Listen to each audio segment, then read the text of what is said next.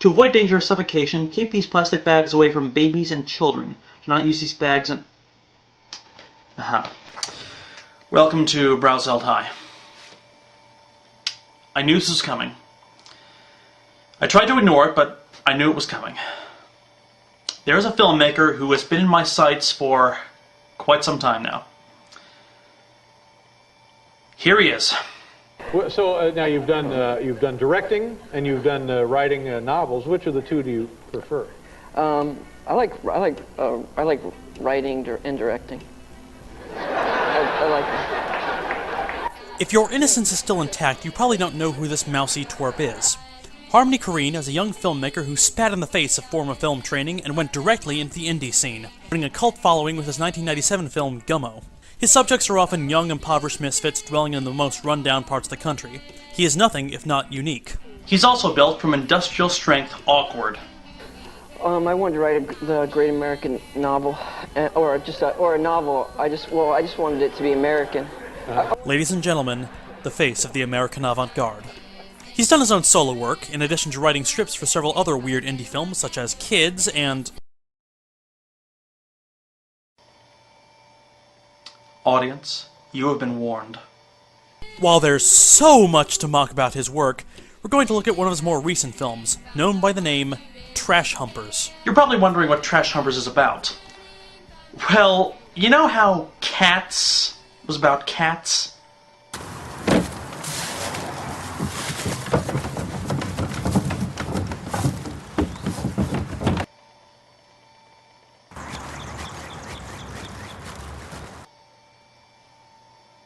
What? What'd you expect?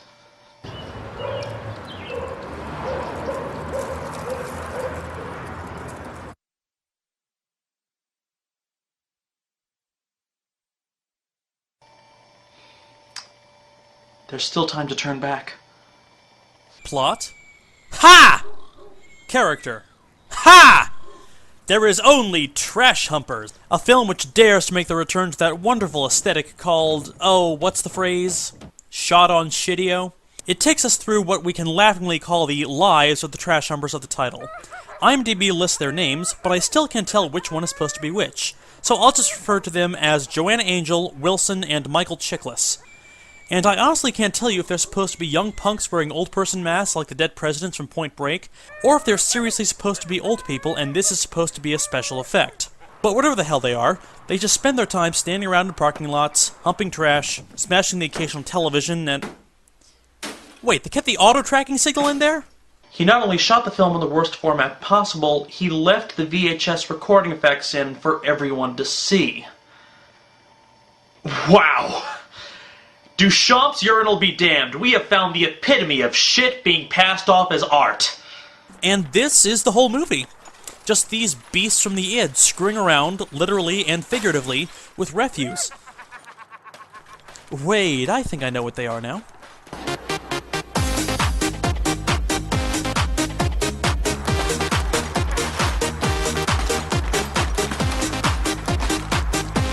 By the way, I only named 3 Humpers earlier, but there are actually 4, including the cameraman. But he doesn't get in front of the camera that often. He mostly stays behind it, so he can film the other Trash Humpers laughing at a child playing basketball in a suit. Context?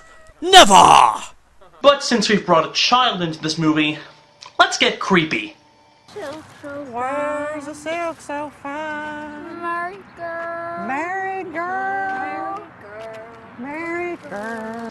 First, I don't mean to scare anyone, but this is foreshadowing. Second, I know the kid in the suit looks perturbed, but really, he's surprisingly into the whole thing. First, you put her in a bag and do this. Well, I don't know why young Drew Carey is hanging out with minor Buffy villains in the off-season, but at least he's fitting in. Would you like an apple? Would you like an apple? Yeah. Did the cameraman just growl at a black guy? Yeah. Sure, why not throw a little covert racism on there?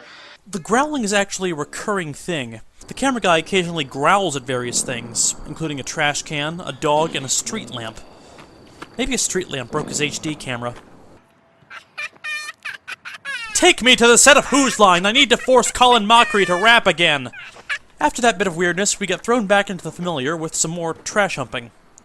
Oh wait, stop it right there. I think Harmony Korine managed to film this actress wondering if she should put this on her resume. And why would she, after she and Michael Chiklis have been filmed masturbating a tree?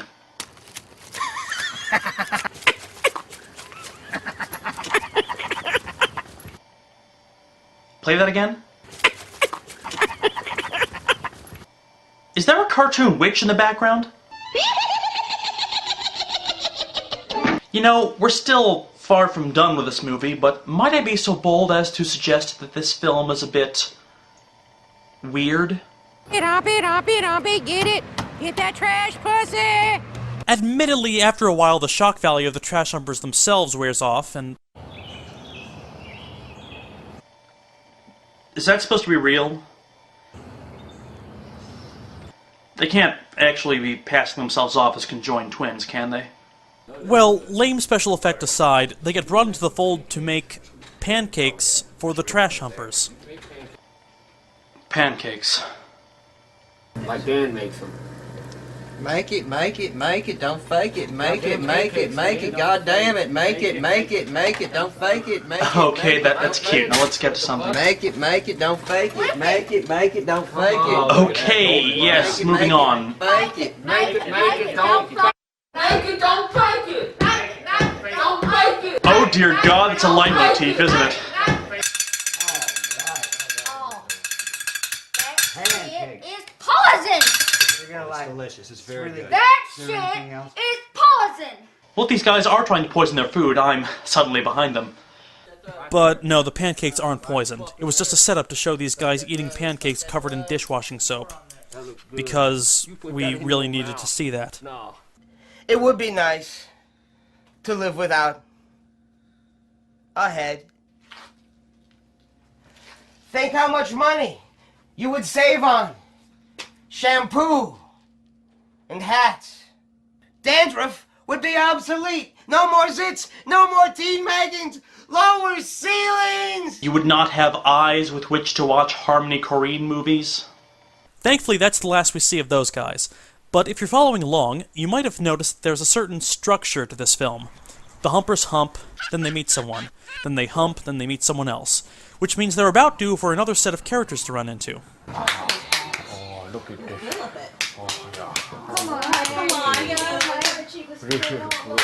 This is the worst production of Ma Rainey's Black Bottom I've ever seen. Although, I don't know why they're here or what their names are, but these corpulent prostitutes are the most likable people in the movie.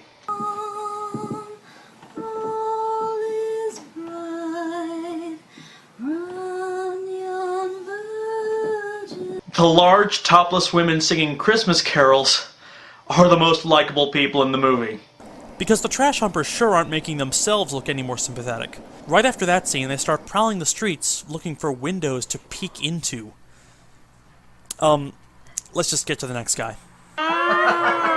Now, this guy's fairly normal. All he does is tell some story about something involving homophobia or jail or something or other, and then he shows off his exercise routine, which consists of sitting up slightly in bed.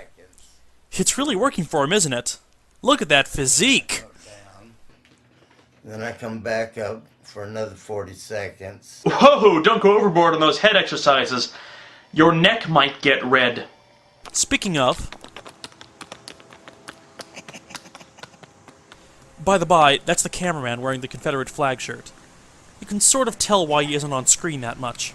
Three little devils jumped over the wall. La la la de da da. You're probably wondering why there isn't any image here. You see, I removed the image for this review. Why? Well, that's because in this scene the cameraman starts singing this little song. Three little devils jumped over. Yeah, that, Three Little Devils and such. And the image that Korine decides to show is a naked, dead body in a ditch. And as far as I can tell, it doesn't look fake.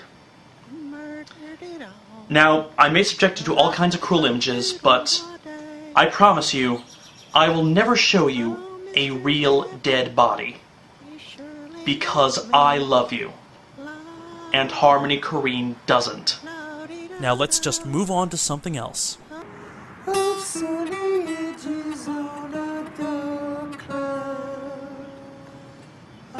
Well, an old hobo living under a bridge wearing a French maid's outfits and playing guitar is a step up for a naked corpse. I won't argue with that. Now this guy, believe it or not, seems to be their biggest fan. He made them a little poem about the joys of banging trash. They don't really pay attention to him and keep singing their stupid songs and throwing fireworks while he recites the damn thing, but still, it was awful nice of him. But we laugh, and we stroke, and we talk witty, and we joke, with the air of entitled elites. But in the shadows there lurks these mountains of dirt, and the god-awful stench of our feet. Yeah, best minds of the generation, starving, hysterical, naked, I want your ugly, I want your disease, blah blah blah, get to the end.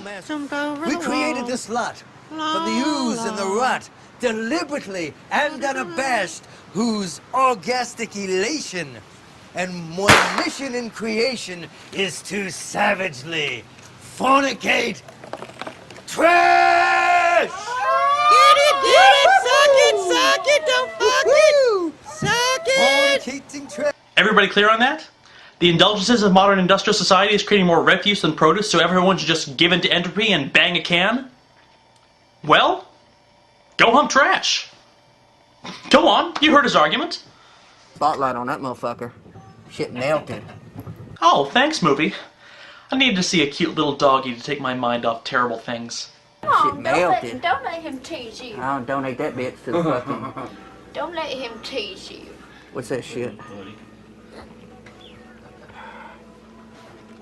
You better go somewhere. Damn, y'all killed this dude. Sure! Throw a little casual murder on there!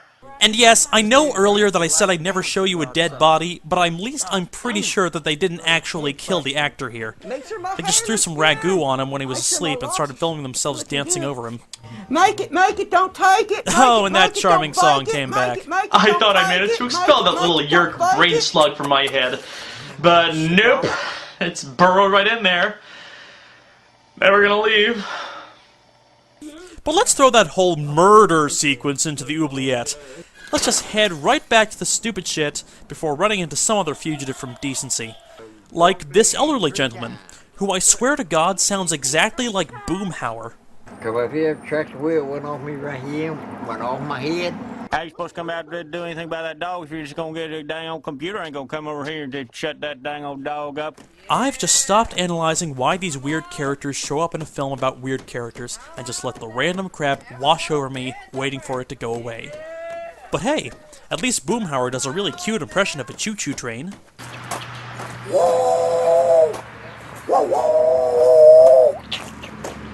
You know, I'd love to hear Harmony Korine's stuttering, pathetic little excuse for this duck shit. In fact, I have it right here. It's kind of like an ode to vandalism. There can be a creative beauty in their mayhem and destruction. You could say these characters are poets or mystics of mayhem and murder, bubbling up to the surface. So these guys are like Henry David Thoreau crossed with the Joker. I would have guessed they were the Bloods crossed with a Progeria support group, but whatever. They do horrible things, but I never viewed them as sad characters. They're comedic, with vaudevillian horror element to what they do. They're having a great time. Yes, Harmony, but there's something they would have taught you at NYU's Tisch School of the Arts had you gone there for more than one semester. Just because you're having a good time doesn't mean we're having a good time! Oh, and great, blood on a pair of children's shoes. Now I'm convinced they've killed some child. It might have been Drew Carey, I'm not sure. I can't take this. It's hideous. I need to hear something beautiful. Tell me not in mournful numbers. Life is but an empty dream, for the soul is dead that slumbers, and things are not what they seem. Life is real. Life is earnest, and the grave is not its goal. Dust thou art, to dust returnest, was not spoken of the soul. Lives of great men all remind us we can make our lives sublime, and departing leave behind us footprints in the sands of time. Then, thanks, but it's not gonna help. It's not gonna stop the endless barrage of wackos. The pervert parade is coming through town, and Harmony Korine is its grand marshal. Two faggots walk into an old shop and say, where's that tire I asked to have fixed? They say, you better watch it, we don't like your kind around here. You look like you want to suck a cock. So this idiot made a movie about people that society rightly rejected on a really old VHS camera, and he sold it, and people think he's some sort of visionary. So these two pigeons are on the beach, and one of the pigeons is showing, not a pigeon, a seagull. Fuck! Oh boy, I wonder what stupid scene Korine is gonna cut to next. Go to sleep! Go to sleep! Murder! Go to sleep, boy! Poets and mystics, eh, Harmony? These are the bards in the back alleys that you wanted to make your little joke of a movie about? What are you gonna follow this scene with? Child rape? Happy birthday to you. There you go, buddy. Don't worry, buddy. It's gonna come out. I have faith in you. Okay, giving a constipated man on a toilet a big cake. Well, in Macbeth, the murder of Duncan was followed up with that goofy little scene with the porter, so I suppose there's precedence. Then again, I just compared this movie to Shakespeare. Fuck is wrong with me? Why am I half expecting one of them to launch into a 90-minute Star Wars review? Oh my god, what is wrong with your face? There's somebody wrapped in a cocoon, I won't ask. Wilson plays the drum, I won't ask. Then all the Humpers drag baby dolls off the backs of bicycles. You know, I've heard this compared to a waking nightmare, which I don't disagree with. But for me, most of this ugly, confusing mess seems like the perfect candidate for America's Most Disturbing Home Videos! Although if this was America's Most Disturbing Home Videos, I'd at least get the pleasure of seeing one of them hit in the crotch, instead of seeing them hit other things with their crotches. Which reminds me, we're about due for another wacko on film. So let's just throw another weird guy out there. Have a fat, shirtless dude with a trumpet. Yeah, a lot of girls think my pectoral muscles are incredibly great. Damn. I made my Mr. Plinkett joke too early. If nobody thinks that I can put my pecker in gigantic birth canals. And there's another hideously weird guy that we'll never see again. You girls sure suck large, fat penis. Yes, now let's... You girls just suck large, fat penis. Let's move on. You don't really understand the importance, but sometimes when I drive through these streets at night, I could smell the pain of all these people living in here. God help us, there's supposed to be a moral to all this. See, what people don't understand is that we choose to live like free people. It's all just, I don't know, one long game, I guess you could call it. One long game. All in the game, yo. All in the game. The Wire, everyone. Go watch The Wire.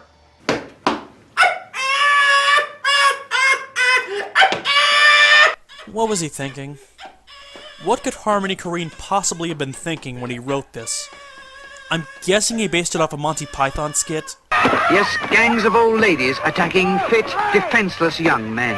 But it's probably something a lot stupider than that. Like, I just remember as a kid, like, I spent most of my life in, like, abandoned parking lots and, like, back alleyways and, like, these large garbage bins. And sometimes when I would walk through them, these alleys, they would resemble humans to me. The way they would be laying or falling on the ground and things going over them. And I don't know what happened, but I just started imagining what it would be like to hump them. I had a lot of adjectives to describe this movie, but I never thought one of them would be autobiographical. Hey, what was Kareem thinking when he shot... Oh, wait a second. That's the cameraman. And Corrine shot it. That's Corrine in a mask! Listen, Corrine, if I ever meet you in real life, I will end you. I will take apart your camera and feed it to you. You will suffer, I swear to God! Our words are backed with nuclear weapons!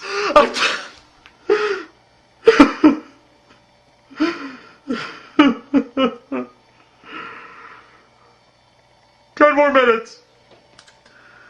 Only 10 minutes left in the movie.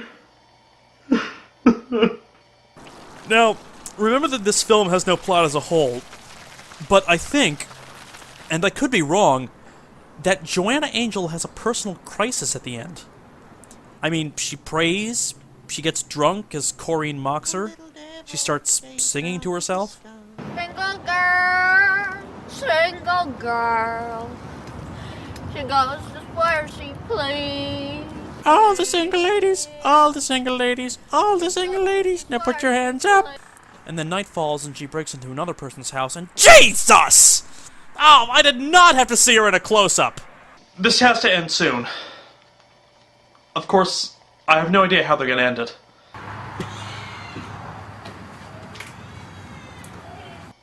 Wait, was that a baby?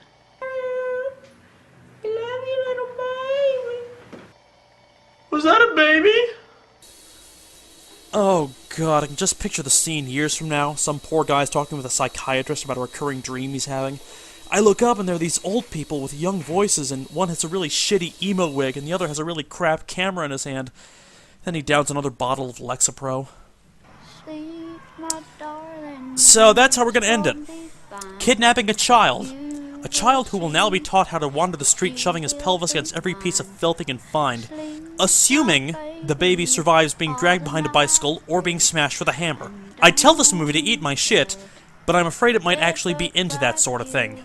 This is disgusting. It's like walking through a town wearing contact lenses made of gelled feces. Harmony Korine is such a vile, gut-churningly bad filmmaker that he almost approaches genius from the opposite direction. Everything about Trash Humpers is a nightmarish collection of ugly images that burrows into your skin like scabies. Ken Park was depraved, but it's unfathomable to consider the possibility that Larry Clark was holding Harmony Korine back. But as ugly as everything is, this is not the kind of bad that you can ignore. This is the kind of bad movie that shows up as a plot point in Japanese horror movies. And once you see it, those images are with you forever. They just stay buried in your subconscious until eventually they burrow out and... Damn it, I need to eat something.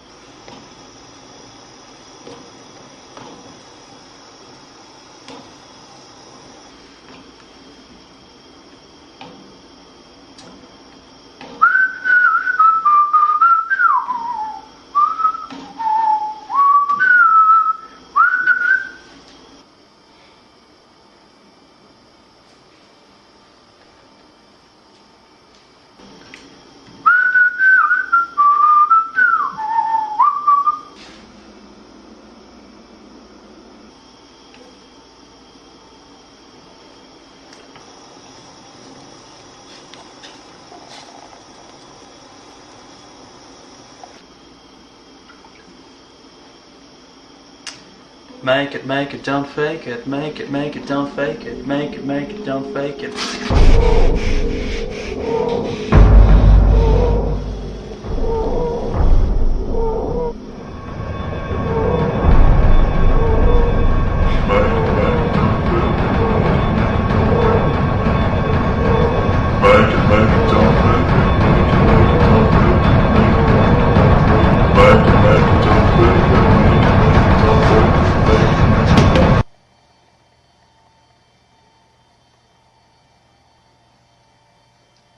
My God.